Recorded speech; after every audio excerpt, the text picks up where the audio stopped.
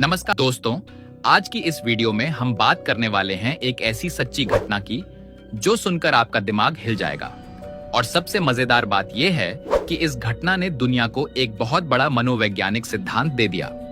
तो चलिए शुरू करते हैं। मूर्ख की सबसे बड़ी विशेषता यही होती है कि उसे नंगी आंखों से भी बर्बादी का एहसास नहीं होता है। 1995 में अमेरिका में एक आदमी ने 2 बैंक लूटे। दोनों बार वो बिना चेहरा ढके गया।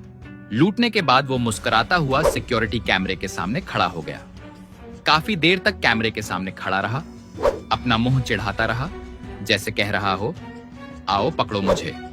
रात होते होते पुलिस ने उसे गिरफ्तार कर लिया। लुटेरा अपनी गिरफ्तारी पर पूरी तरह स्तब्ध था। उसे समझ नहीं आ रहा था कि उसकी पहचान कैसे हो गई।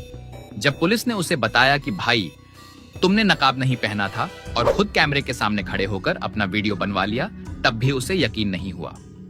उसने कहा, अरे मैंने तो अपने चेहरे पर नींबू का रस लगा रखा था। पुलिस हैरान। लुटेरे ने दावा किया कि नींबू का रस आदमी को अदृश्य बना देता है। उसको पूरा विश्वास था कि कैमरा उसकी तस्वीर नहीं ले सकता क्योंकि वो अदृश्य था, और जो वीडियो पुलिस दिखा रही है वो सब फर्जी है। उसकी दलील थी, नींबू का रस अदृश्य स्याही बनाने के लिए इस्तेमाल होता है। जब लिखावट गायब हो सकती है तो मेरा चेहरा क्यों नहीं गायब हो गया? पुलिस ने बहुत समझाया, लेकिन वो अंत तक अपनी बात पर अड़ा रहा। वो न तो पागल था न नशे में था, बस उसे अपने ज्ञान पर इतना भरोसा था कि सारे सबूत उसके लिए झूठे लग रहे थे। दोस्तों, क्या आपने कभी ऐसा इंसान देखा है जो सबूतों के बावजूद अपनी गलती नहीं मानता? कमेंट में जरूर बताइए, हाँ या नहीं। इसी घटना से प्रेरित होकर कॉर्नेल यूनिवर्सिटी के 2 प्रोफेसर डेविड डनिंग और जस्टिन क्रूगर ने एक शोध किया, और इसी शोध से निकला डनिंग क्रूगर इफेक्ट। व्यंग्य के बादशाह हरिशंकर परसाई जी ने इसे पहले ही शब्दों में कह दिया था।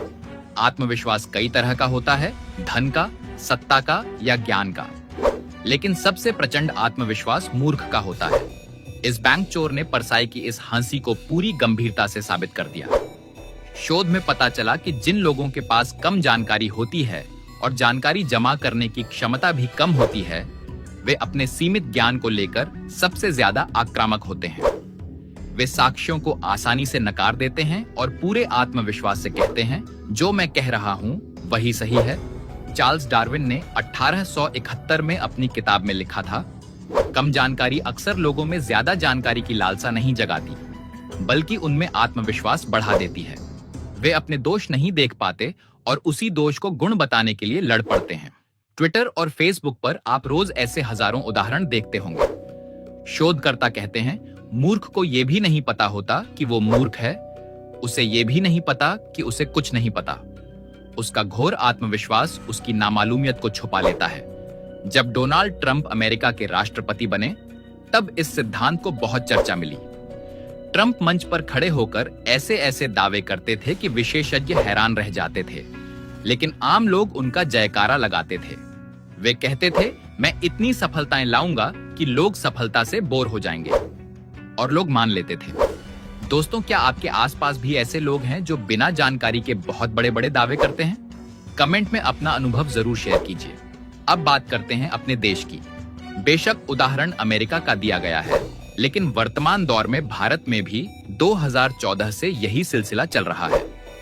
यहाँ के कुछ अंधभक्तों को ये पता है कि भारत तबाही की ओर जा रहा है, लेकिन उनके दिमाग में इतनी झूठी जानकारी और गलत तथ्य भर दिए गए हैं कि सत्य के लिए जगह ही नहीं बची। नफरत और घृणा में अब उन्हें अपनी बर्बादी भी मंजूर है। मूर्खता की पराकाष्ठा यही है। भारत की धरा आज प्रचंड मूर्खों से आबाद है।